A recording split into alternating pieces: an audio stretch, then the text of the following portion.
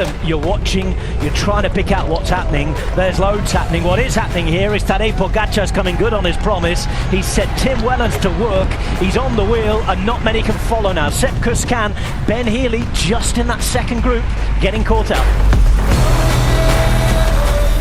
This is going to be a big move, I think. If Tadej Pogacar goes this early on, and where we think he's going to go, that's a long road ahead of him. It's been hard for quite a long time. 81 kilometers to go. Make a note of that number, because Tadej Pogacar, who went on a 50-kilometer solo race 2 years ago, has taken off and nobody can match his power. It's a long way to the finish here in these epic, as you described, Dan Lloyd, biblical conditions. It's a long way to go. It doesn't matter who you are, even if you are Pogacar, 81 kilometres on your own is an awful long way to go solo. I'm surprised he's gone not to try to take at least somebody with him that's prepared to work, prepared to try and take it all the way to the finish line.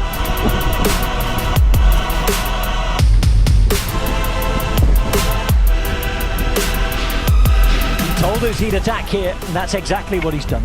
Tadej Pogacar turning his first pedal strokes in anger in 2024, in a year where he's going to take on both Giro d'Italia and Tour de France. And the Sac del Toro, his teammate, is still following in the group behind and looking very good. Now Christophe Laporte in here, Matej Mohoric, Maxi Vochils is up towards the front as well. He's the rider in the red jersey that's now covered in mud. He told the interviewers this morning that he would attack here at this 5-star sector, longest of the race, Monte Santa Maria. Look into the distance, it's spectacular. But Pogacar, the Slovenian champion, has no time to check things out. He'll have taken in the scenery on his recon ride. He's come with white frosted hair tips to what he called the white road race. It's more like the brown roads today because it has been lashing it down with rain in the last 15 minutes. It has stopped, but it's changed the surface underneath. The race has been changed by Pogacar, though, and nobody else.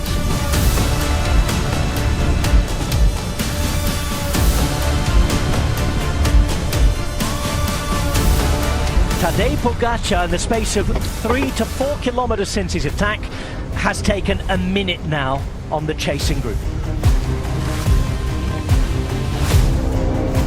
There is Pogacar. He said he would attack on the hardest sector today. He's done that. Monte Santa Maria is out of the way. We now have the longest part of the race without any dirt sectors to go.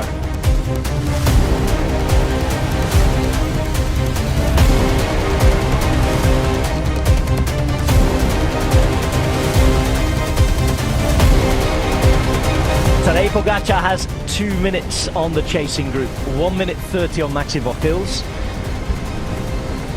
A caveat, and a pretty big one, there are still 70.5 kilometers to go, and this is Tadej Pogacar's first race of the season.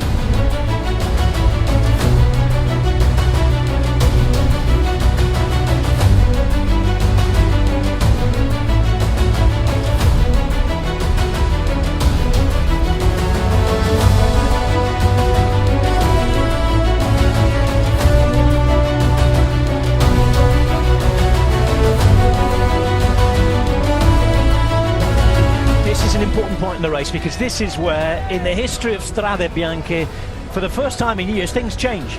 Yep. We're onto the circuit now. Normally you get to Colle Pinzuto and you go, hang on a minute, we're getting towards the end of the race now. Not this year. There's still 49 kilometers to go for the man who has almost 3 minutes of a lead on everybody else.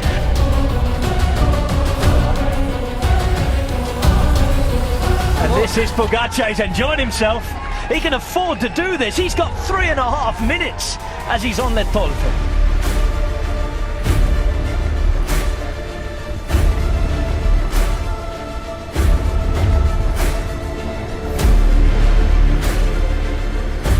Any general rider would not be able to hold his wheel, and he's been on the attack for 40 k's. He's done 150 k's before this as well. It's just madness.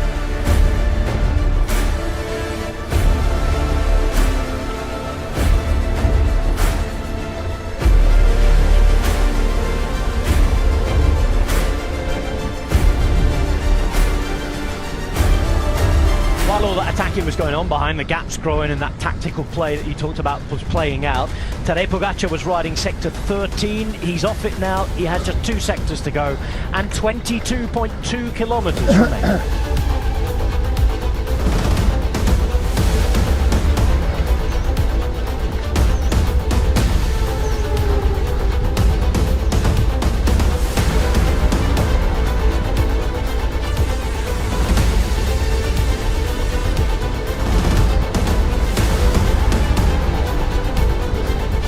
With Pogačar coming on to the penultimate sector now, at the end of the brand new circuit in this race. He's back to Colle Pinzuto. I think we know how it's going to go, and it's going to be something that is going to sit there in the record books, in the history books, in the storied of sports, in a relatively new race that already looks special and like a real classic. It's going to have a heroic performance to go with its nickname, the Heroic.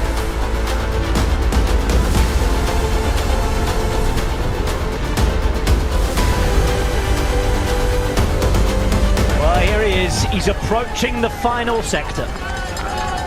Pogačar still looking good, still moving well, still extending his lead.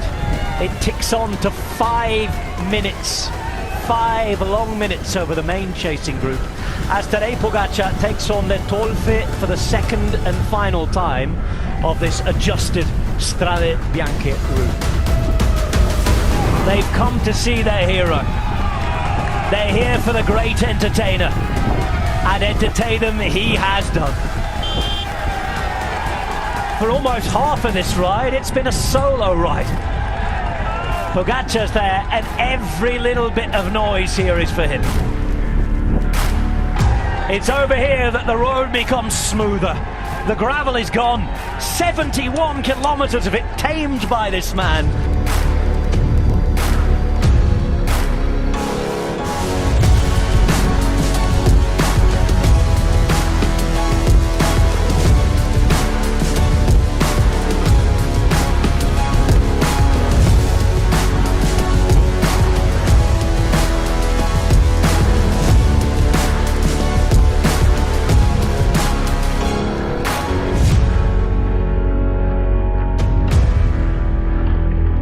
Every moment recorded for the memory, because Tadej Pogačar might never do anything like this again. That was unique. This is Pogačar, and there is nobody at all like him. Well, Quinn Simmons is going to try and slot into the slipstream of Tadej Pogačar. This is the steepest part of the second part of this climb. This is dangerous for Remco Evenepoel as well, if he's caught too far back. Well, Tadej Pogačar, with still 100 kilometres and a little bit more to go, has decided to accelerate on the climb. It's Baggioli who's coming across the Italian. Quinn Simmons, with his 1970s retro moustache forged last beard, into the slipstream of Tadej Pogačar, who's opened up a lead here. This is fascinating stuff. The gap has come down by another 10 seconds. 1 minute and 29 seconds still to go. Tadej Pogačar, by the looks of things, Adam, has decided to take things into his own hands and rip this race apart.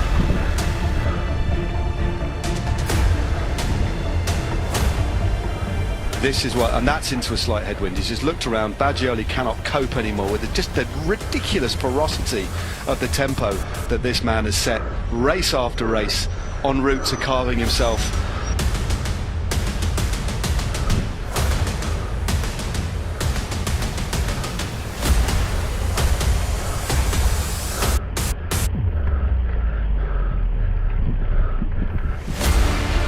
Tadej Pogačar all out of the saddle.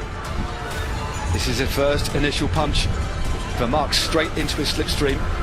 Pavel Sivakov of France is there behind. And look at the gaps now starting to open up. Simon Geschke just getting slightly detached here. Look at the gap.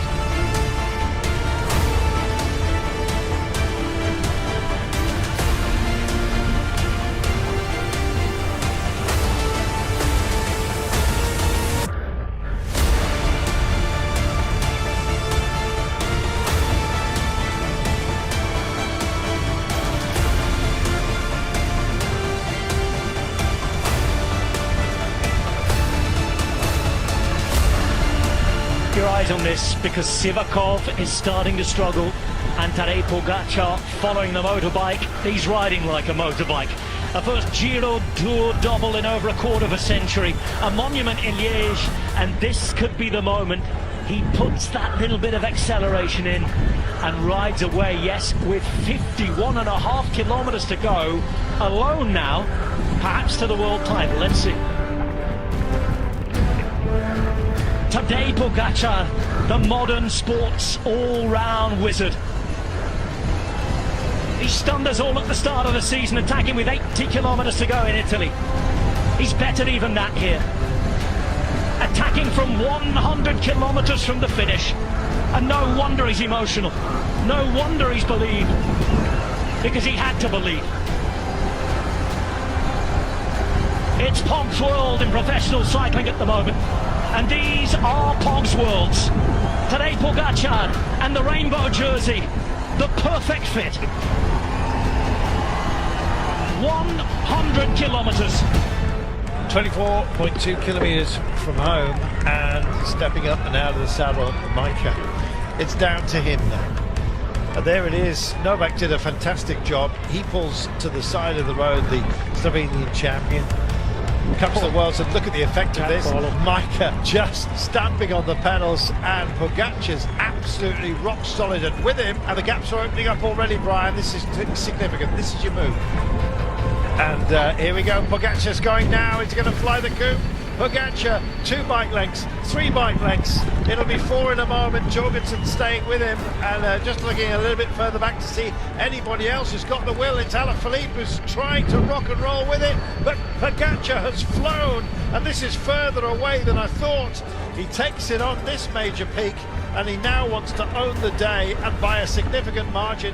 Well, we said it's been an awful long time before anyone had gone solo, and he's doing it again. Oh, look at that!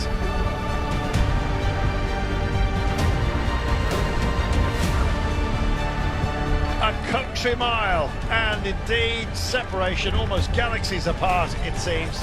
When Tadej Pogacar's in this kind of mood, he's been dictating everything. He is the impresario, and he said goodbye to everybody.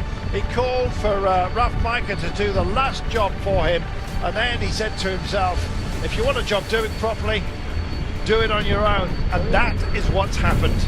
There is a huge void here between Tadej Pogacar and everybody else, and if you had any doubt as to whether he had what it takes to deliver in the Worlds, then after such a busy season, then think again. He's absolutely in charge, not only of his own destiny, but those around him as well, Brian. Remarkable.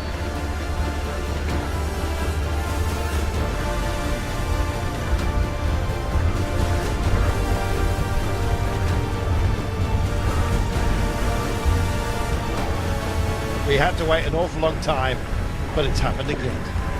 I'm not writing everyone else off at the moment, but they're going to need a fighting force if they're going to cross this gap. Alaphilippe shows them all the back wheel.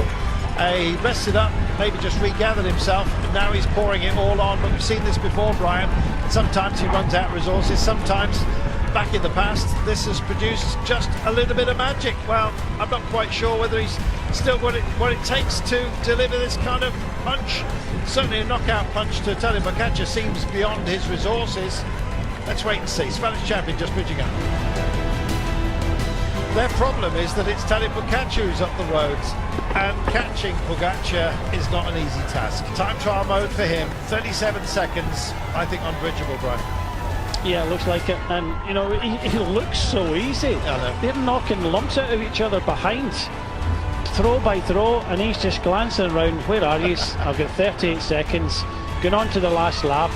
You know, they'll look over to the right hand side and see him, but there is a bit of a fighting force. Bilbao, Jorgensen, Aramburu and Alaphilippe. And here he is, absolutely magnificent. Tadej Pogacar in his pod, spurred on as he often has been in the past by anger at himself because of Kibbe. Half a minute he's got, and in a few moments time he's going to be staring him down. How magnificent is this? So takes on the big peak for the last time, and indeed he rocks up and over the top. I think these two groups may well come together in this final lap, actually.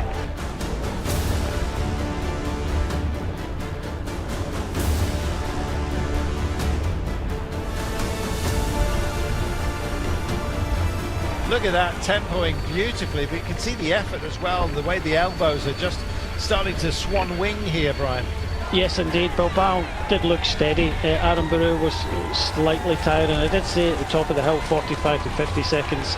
And it looks as if it's going to be round about that. Look behind. Where are you guys? You know, he's just... once you wind this guy up, there's no stopping him. Tadej Pogačar pedal through without any fear of drowning his pedal. He's just at one with this machine. There was a millimetre, I swear, between the bottom of the pedal stroke and indeed the surface of the road. He lent it in, he absolutely nailed that corner, powered through it, not a power corner for anybody else, and that shows the confidence in this man.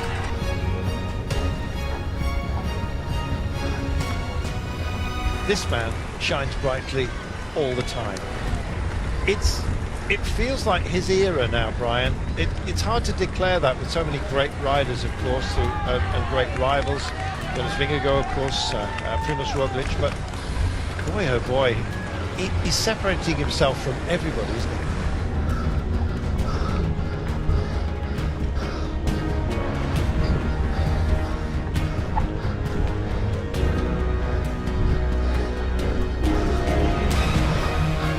No stopping this man, looking behind to see where he is, nowhere to be seen.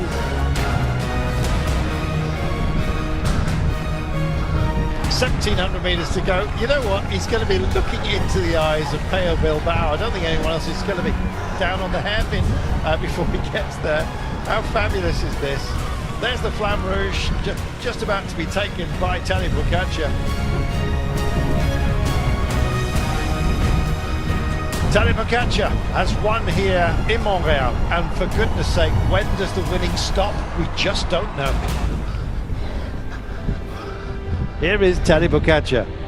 Now, we said he's a very instinctive rider. He's somebody who just likes to test himself, Brian.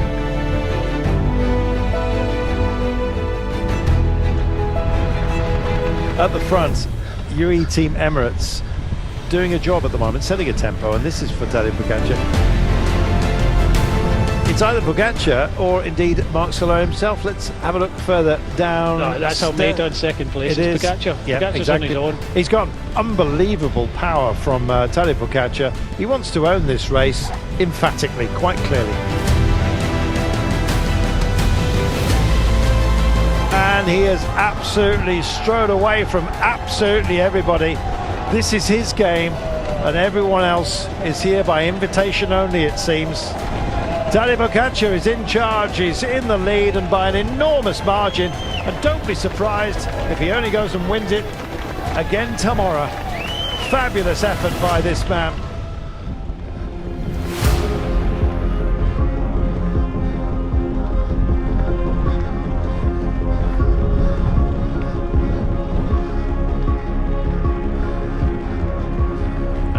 Is Tadej Pogačar just on the back wheel of Mikel Landa. Good wheel to follow. Doesn't look quite as relaxed as he did yesterday. A little bit breathy by his own account. With some great help from Soudal Quickstep. All I feel that this is doing, Brian, is aiding Tadej Pogačar. He's getting a free ride at the moment. Good work by these guys. Here is the aforementioned Lascelles. Landa, thank you very much, I'm away. And Tadej says, okay, well, watch this. Oh my goodness, he's in a brutal frame of mind, is Tadej Pogačar. That's 2 bike lengths, that's 3 bike lengths, that's 4 bike lengths. You get the idea. This is otherworldly, it seems. Tadej Pogačar, when he's in this kind of mood, well, just picking it. And why wouldn't you? 7.2 kilometres to go. It's 7 and 8% at the moment, and Landa doing a great job of just pacing himself into that gap. Tadej Pogačar hasn't issued the killer blow just yet, but Landa's the only man who can stand with him. And if there was a chance that indeed Vlasov could go with, he would have done. Tadej Pogačar is absolutely planted and owning this mountain as he did yesterday, Brian.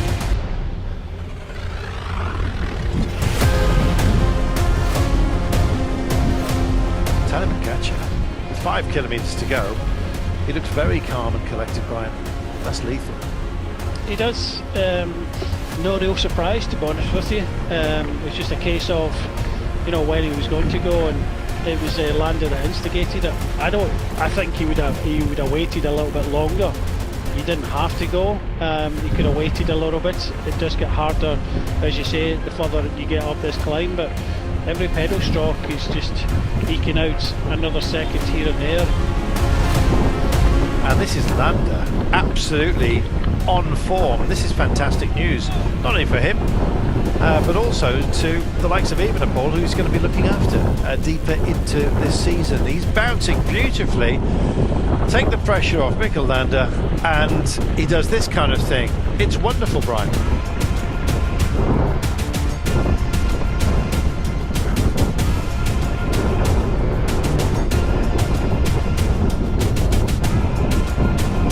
Overall, he sat in that position at the beginning of the day, and he's going to be more comfortable in that spot, I think, by the end of it. This is a strong performance.